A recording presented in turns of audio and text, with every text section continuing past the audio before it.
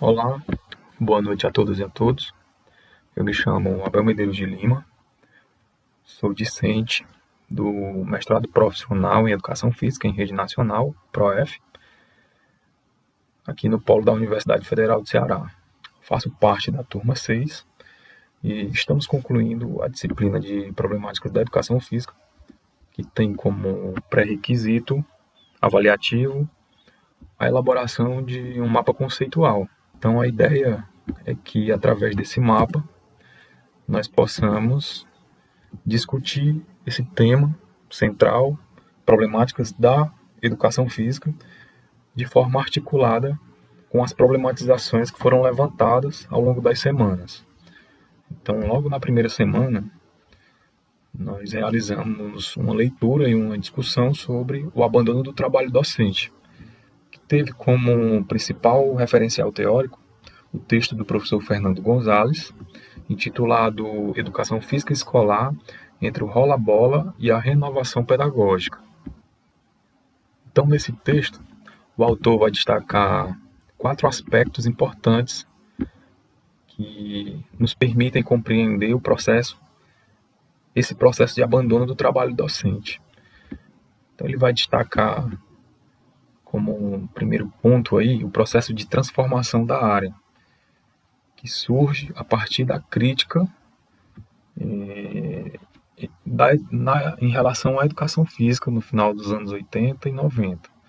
Então existe uma crítica ali em torno do ensino da educação física, que até então era baseada no modelo tradicional esportivista, né, que foi bastante criticado nessa época. Então o professor vai destacar esse aspecto histórico, essa crítica, como um dos pontos importantes para a gente compreender esse abandono do trabalho docente. Então, segundo o autor, essa crítica ela meio que foi mal interpretada por muitos professores da época. Então, algumas pessoas enxergaram essa crítica como uma afronta à sua identidade pessoal, a crítica ao esporte. E aí ele destaca o seguinte, que essa crítica feita ao esporte não foi no intuito de eliminar o conteúdo esportes da grade curricular da educação física, e sim reavaliar a forma como era tratado o ensino do esporte. Então, o ensino do esporte era voltado para a performance, o alto rendimento, que gerava exclusão, entre outras situações que descaracterizava a área da educação física enquanto componente curricular. Então, a crítica foi em torno disso. Porém, devido a essa má interpretação, gerou-se uma crise de identidade da área, né, onde muitos pensavam que o ensino do esporte era algo ruim para ser trabalhado. Não era bem assim. Então, essa crise de identidade foi uma das principais causas do abandono do trabalho docente. Em seguida, o professor vai citar as condições objetivas de trabalho. E aí vai pontuar a questão da remuneração como algo que facilita esse processo de abandono e de desinvestimento pedagógico. O tempo pedagógico da educação física também, que é bastante limitado e também mal distribuído dentro do currículo. A formação continuada, que é algo também inexistente praticamente na educação física. A infraestrutura, que é um problema clássico. E a questão do material didático, que inclusive faz parte de um programa nacional, né? Uma política pública, que é o Programa Nacional do Livro Didático, que não contempla a educação física. Então ele vai pontuar essas 4 situações dentro desse aspecto, né, das condições objetivas de trabalho, como um fator relevante nesse processo de abandono do trabalho docente. Em seguida, ele vai destacar a cultura escolar, né, e a compreensão que se tem de educação física a partir dessa cultura escolar, como, por exemplo, o processo de invisibilidade do conhecimento disciplinar, né, na área. E dentro desse contexto, a hierarquização dos saberes escolares. Então, dentro da hierarquia curricular, a educação física ela fica à margem, sempre ficou à margem da, do currículo, né, enquanto disciplina. Então, todos esses aspectos o autor vai considerar como sendo algo extremamente preponderante para o abandono, no processo de abandono do trabalho docente. Então, ao longo da segunda semana, nós problematizamos sobre o tema relação entre teoria e prática, com base no texto da professora Soraya Arido, intitulado Relação entre ensinar a fazer e ensinar sobre o fazer na educação física. Sobre isso, ela destaca 3 pontos importantes, que é uma crítica em relação à ênfase no ensinar a fazer. A educação física, durante muito tempo e ainda nos dias de hoje, tem o fazer como principal característica, né, dessa disciplina. Então, aqui ela vai criticar o fazer desprovido de valores intelectuais, desprovido de um planejamento, de um contexto. Então, a educação física, por muito tempo e hoje em dia, às vezes é muito comum você observar esse fazer descontextualizado, né? O ensinar o gesto. E aí ela vai citar o caráter meramente recreativo, né? As atividades lúdicas, onde o professor ele utiliza o tempo da aula ensinando o aluno a fazer um determinado movimento e proporcionando a ele apenas uma atividade recreativa desprovida de qualquer conteúdo relevante pedagogicamente. Então, ela vai fazer uma crítica sobre isso e destacar a importância do ensinar sobre o fazer, né? Então, esse ensinar sobre o fazer, ele traz uma perspectiva mais renovada, mais renovadora, né, da educação. O fazer, ele está diretamente ligado à questão da prática e o ensinar sobre o fazer é a questão teórica. Há essa relação errada que muitas pessoas fazem, né, em torno do ensino do esporte. Então ela vai destacar isso também, que tem a ver com o que o professor Gonzalez abordou no primeiro texto, né, apenas a questão do ensino do esporte, desprovido de um contexto social, por exemplo, não se falava da função social do esporte. O professor se dedicava apenas ao ensino do gesto motor, assim como na crítica que a professora Soraya Darido faz na segunda semana aqui, a questão da teoria e da prática.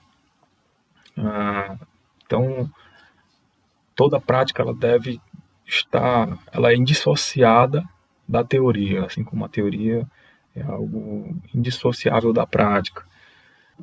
Aqui ao longo da terceira semana, nós discutimos sobre os aspectos legais da educação física, tendo como base o texto intitulado como Educação Física como componente curricular da educação básica, aspectos legais, da professora, de autoria da professora Fernanda Impolsetto e da professora Soraya Darido.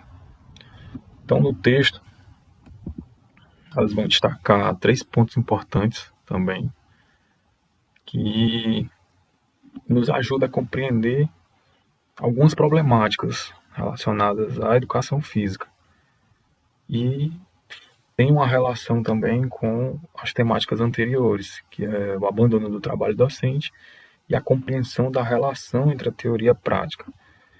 Então, num primeiro momento, elas vão destacar a Lei de Diretrizes e Bases da Educação, a primeira LDB, que vai de 1961 até a Reforma Educacional de 1971. Então, ela vai destacar, chamar atenção para os aspectos de facultatividade em relação à disciplina de educação física. Então, essa facultatividade gera uma certa desautorização da área da educação física, né, segundo no texto, porque basicamente tira a autonomia do professor de trabalhar o seu conteúdo, né, dentro de uma perspectiva educacional. Então, essa lei que moldou o pensamento e os estereótipos que se criou em torno da educação física, ela considera como um retrocesso, né? E de fato foi. Foi um retrocesso que gerou inúmeras interpretações que nos levam a entender que a educação física, através da Lei de Diretrizes e Bases, ela segue a lógica do mercado capitalista, que visa o corpo como um instrumento laboral de produção. Então, a questão da facultatividade para alunos no período noturno, a questão da facultatividade para pessoas acometidas com alguma doença, são aspectos que precisam ser reavaliados, discutidos, né, dentro da legislação. Porque muitas vezes, como eu falei anteriormente, esses aspectos legitimados, né, de forma equivocada na lei, dificulta o processo de compreensão da área e deslegitima o trabalho do professor. Então é importante conversar sobre isso. Então, ao longo da semana 4, nós nos debruçamos sobre o tema indisciplina e afastamento dos estudantes, à luz do texto intitulado O Afastamento e a Indisciplina dos Alunos nas Aulas de Educação Física Escolar, de autoria da professora Surada Arido, da professora Fernanda Gonzalez e do professor Gui Giciene. Então, os autores vão pontuar aqui 3 aspectos que são importantes para a gente entender a indisciplina e o processo de afastamento dos estudantes, né, das aulas de educação física, uma problemática aí bastante angustiante ainda nos dias de hoje. Então, o primeiro ponto que ele destaca aí é a repetição dos conteúdos. Então, a educação física ela ainda tem uma dificuldade muito grande em diversificar os conteúdos que são trabalhados na área, né? Então, essa falta de uma sequência didática, de uma abordagem mais diversificada com relação aos conteúdos da educação física, gera também episódios de indisciplina e afastamento dos estudantes, né? Há um desinteresse quando esses conteúdos se tornam bastante repetitivos ao longo da sua vida educacional, né? Me refiro aos alunos. E aí, o segundo ponto que merece destaque é a questão do insucesso e exclusão. Então, quando há esse processo de afastamento dos estudantes causados pela repetição dos conteúdos, então esses alunos acabam sendo excluídos de um processo, né, educativo na área da educação física. Por vezes, esses conteúdos repetitivos eles são abordados dentro do contexto tradicional, né, ou seja, o modelo esportivista. A reprodução de um gesto técnico, de um gesto motor, a performance. Então, isso gera a exclusão entre os mais aptos, né, que vão aderir àquela prática, e aqueles que não se reconhecem dentro daquela prática esportiva acabam se excluindo. E isso é algo que precisa ser debatido e discutido de várias formas, porque, ainda segundo o texto, os professores costumam atribuir a responsabilidade aos pais sobre a questão da indisciplina e do afastamento. Mas, fazendo uma análise da situação, a gente percebe que a escola comete muitos erros, né? A cultura escolar, enfim, há toda uma situação que cabe a nós realizarmos essa autocrítica que gera a exclusão do aluno. Então, a professora vai destacar esses aspectos. Outro ponto importante é a questão da complexidade do tema da indisciplina. Então, nós não podemos ter uma visão simplista do problema. O tema indisciplina ele está para além daquilo que a gente imagina, né? Então, não é um tema fácil, com fórmulas definidas. Então, não existe uma fórmula para tratar desse assunto. É um tema complexo e que precisa de um exercício de reflexão constante para que nós possamos chegar a situações em que essa questão da indisciplina e do afastamento sejam discutidas de forma mais clara. Então, ao longo da semana 5, nós problematizamos sobre o tema dificuldades no ensino de esportes, baseados na leitura do texto de autoria do professor André Luiz Ruggiero, intitulado Inquietação no Tratamento do Esporte na Educação Física Escolar. Então, o autor vai trazer algumas questões a respeito do ensino do esporte na escola, e aí vai retomar algumas críticas que foram feitas, né, anteriormente, nas semanas anteriores. Então, a partir dos anos 80, surge uma nova tendência pedagógica que tem como base a crítica nesse modelo tradicional de ensino baseado no esporte, como nós observamos nas semanas anteriores, né, nas problematizações anteriores. E aí ele vai destacar, como primeiro ponto, o modelo esportivista de ensino. Então, durante muito tempo, nós sabemos que esse modelo ele prevaleceu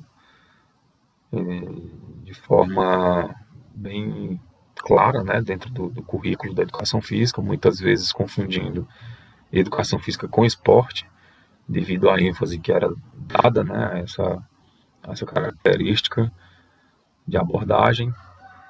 Então, em seguida, ele vai falar do esporte enquanto abordagem renovadora, no esporte na abordagem renovadora, e mais uma vez vai reforçar o que o professor Gonzalez fala lá no início da semana, né, com o tema o abandono do trabalho docente.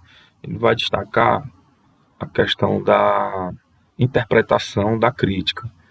Então, ele vai fazer uma crítica sobre a crítica que se estabeleceu em relação ao esporte, e destacar o seguinte, que houve uma interpretação equivocada por parte de alguns professores, né, da época, que entenderam que a crítica era sobre a sua identidade profissional e não sobre a forma como o esporte era abordado na escola.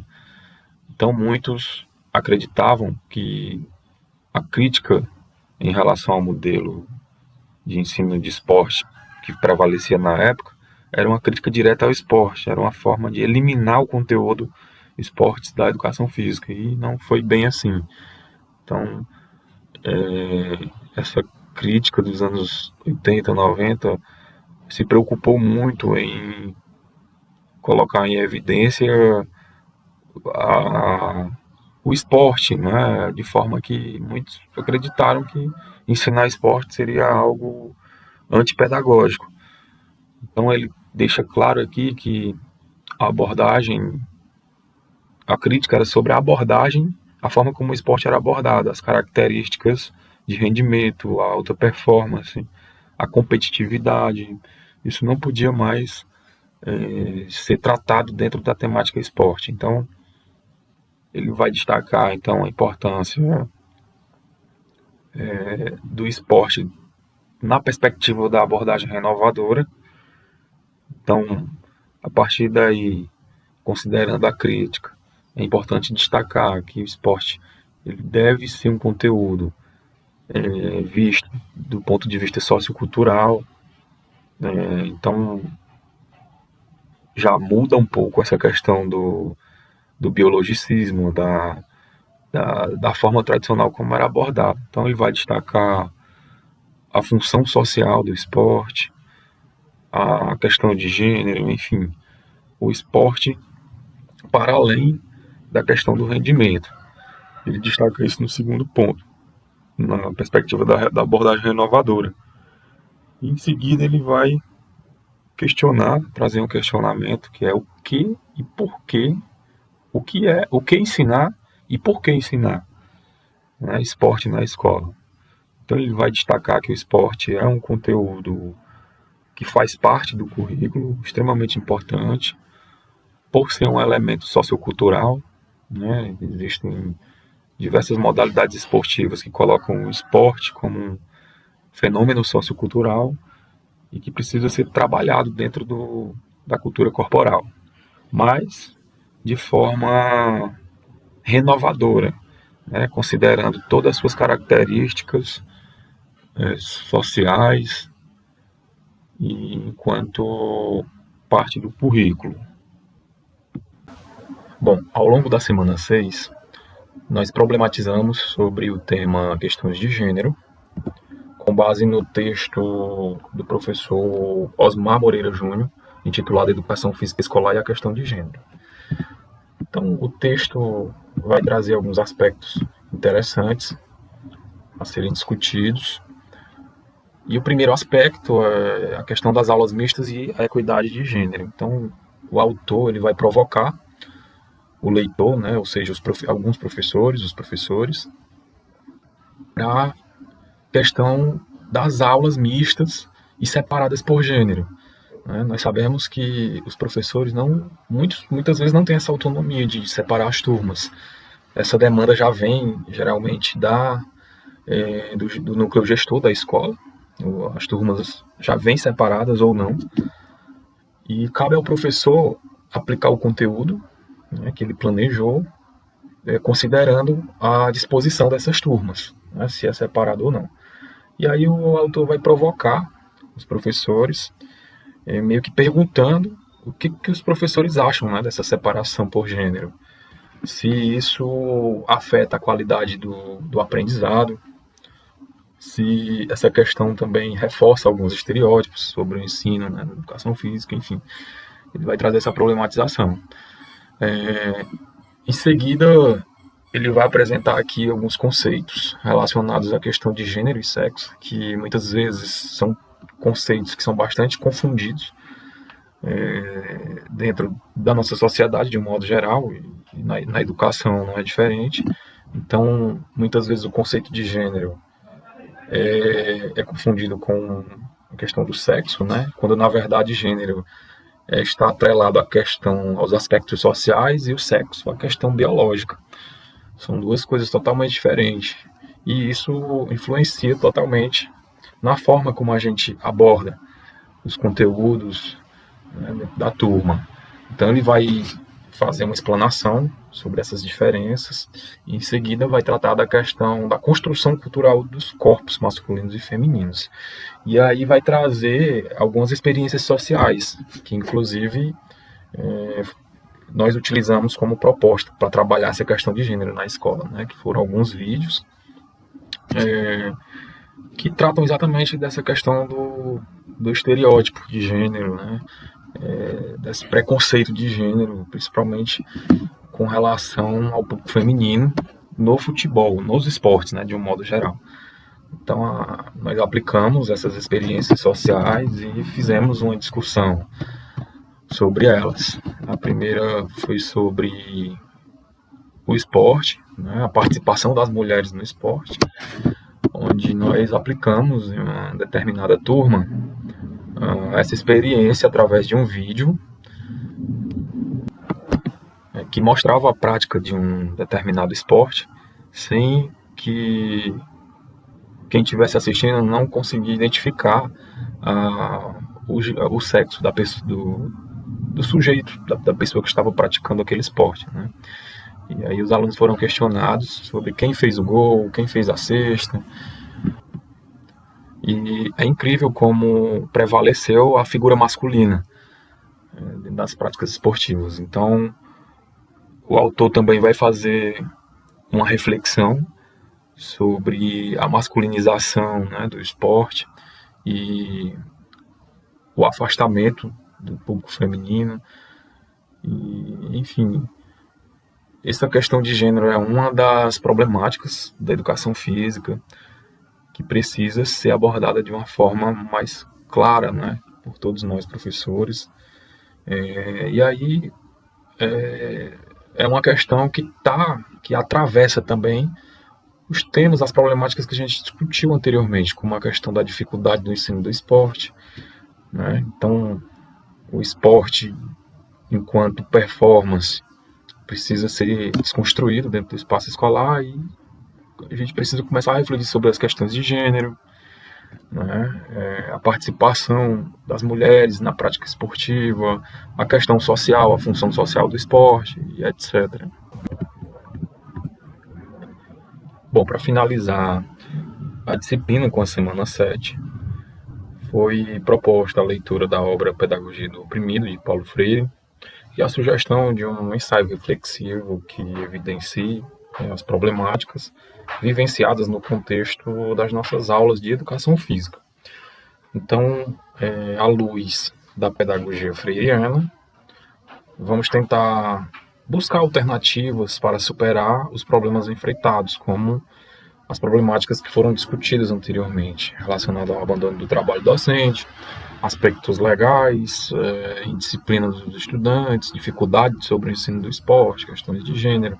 Então, tudo isso nós vamos tentar enxergar dentro do nosso contexto, do nosso chão de quadra, do nosso chão de sala de aula, e entender como a teoria, a pedagogia freiriana, com base na obra Pedagogia do Oprimido, pode apresentar algumas alternativas para solucionar esses problemas, certo? Então, nós observamos que, ao analisar, né, de forma crítica e reflexiva os problemas em questão, a obra Pedagogia do Oprimido, de Paulo Freire, destaca o dialogismo como um importante elemento de transformação das realidades pedagógicas que tanto nos angustiam.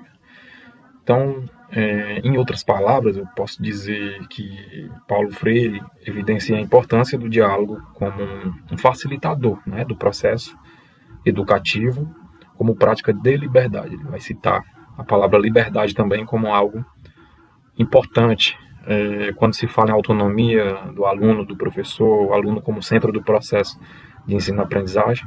É necessário que estes tenham liberdade, e que essa liberdade ela seja facilitada por meio desse processo do diálogo, que envolve o diálogo. Então, é necessário estabelecer um diálogo em que o professor ele deixe de ser conteudista e mero transmissor do conhecimento e passe a ser um facilitador das aprendizagens, né? Levando em consideração que o aluno ele traz das vivências dele, do contexto onde ele vive, muitas experiências, muitos conhecimentos que precisam ser ressignificados no espaço escolar.